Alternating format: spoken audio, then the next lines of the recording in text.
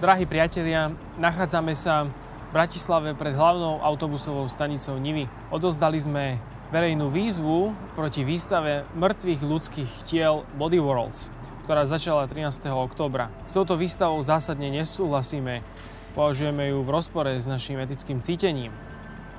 Aj preto sme iniciovali verejnú výzvu, ktorú k dnešnému dňu podpísalo viac ako 11 000 signatárov.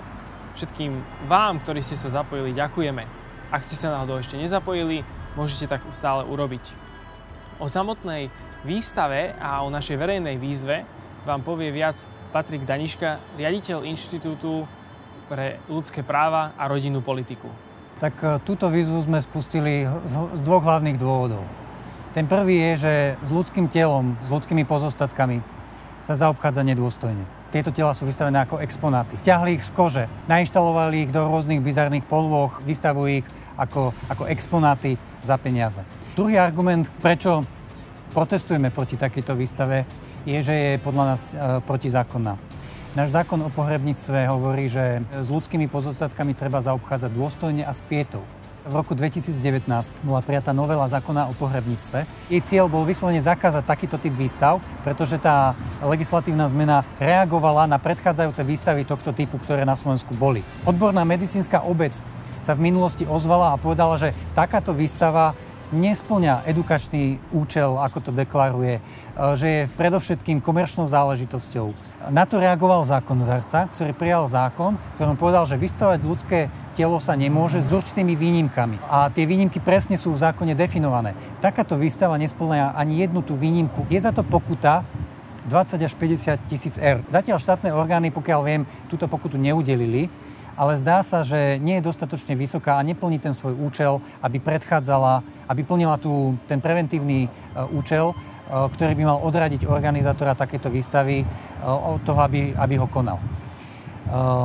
Ďalší dôvod, prečo si myslíme, že je nezákonná táto výstava, je ten, že zákon umožňuje zaobchádzať s ľudskými pozostatkami spôsobom, ktorý sa neprečí etickému cíteniu verejnosti.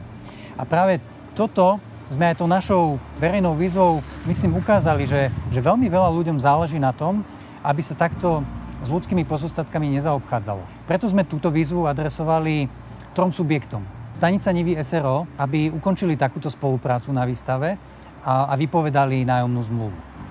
Ticket Portál predáva vstupenky. Tých sme požiadali, aby prestali spolupracovať na tejto výstave týmto spôsobom. A napokon organizátora tejto výstavy sme požiadali, aby zrušil výstavu a aby zabezpečil dôstojné pochovanie zosnulých. Priatelia, predstavte si, že prídu deti, či už zo školy, alebo ich tam dovezú rodičia, alebo starí rodičia na takúto výstavu a uvidia tam mŕtve ľudské telá, vypreparované, stiahnuté z kože, bez tváre, pričom tvár je prejavom identity. A namiesto toho, aby boli niekde dôstojne pochovaní, sú vystavení v komerčných obchodných centrách. Aké posolstvo o ľudskej dôstojnosti a o ľudskom tele si deti odnesú? Čo ich tým učíme? Čo učíme našu budúcu generáciu? Že je v poriadku po smrti človeka vypreparovať plastom a vystavovať ho? Ja osobne by som nechcel, aby moje deti sa toto učili o ľudskom tele a o ľudskej dôstojnosti. Ľudské telo si zaslúži úctu aj po smrti. A navyše je tu prirodzená otázka, ktorú sa mnohí možno boja položiť. Odkiaľ pochádzajú tieto tela? V minulosti tento typ výstav vyvolal značné kontroverzie. Predstavte si, našli sa niektoré telá, to bolo niekoľko rokov dozadu, ktoré mali v hlave guľku. Tieto telá pochádzali z Číny. Čiže vznikli značné podozrenia, že to boli telá politických alebo náboženských väzňov. Týchto ľudí pravdepodobne zastrelili v Číne, vypreparovali ich a vystavovali ich na západe. Niektorým dokonca chýbali orgány, či už to boli obličky alebo pečeň. Vieme, že v Číne je to bežná prax. Teda, že keď niekto zomrie, aj napríklad politický väzeň alebo je väzeň, tak čínske štátne orgány majú možnosť odoperovať mu orgány a posunúť ich ďalej.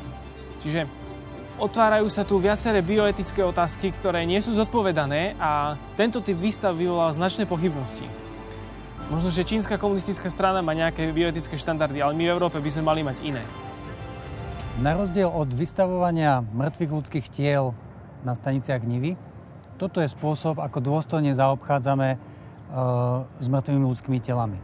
Nachádzame sa uprostred centra mesta, kde je hluk a ruch, môžeme povedať nepokoj. Keď sme prišli na tento cintorín, tak tu bolo ticho a pokoj. Keď sa modlíme ako kresťania za zosnulých, tak sa modlíme odpočinutie večné daj dušiam o Pane.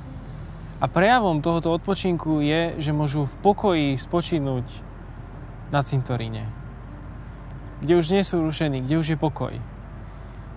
Ruch nákupných centier a byť vystavený na obdivu verejnosti s týmto odpočinkom nemá nič spoločné. Vyzývame týmto aj všetkých, aby sa modlili a dopriali týmto nebožtíkom odpočinutie večné, pretože aj oni to potrebujú.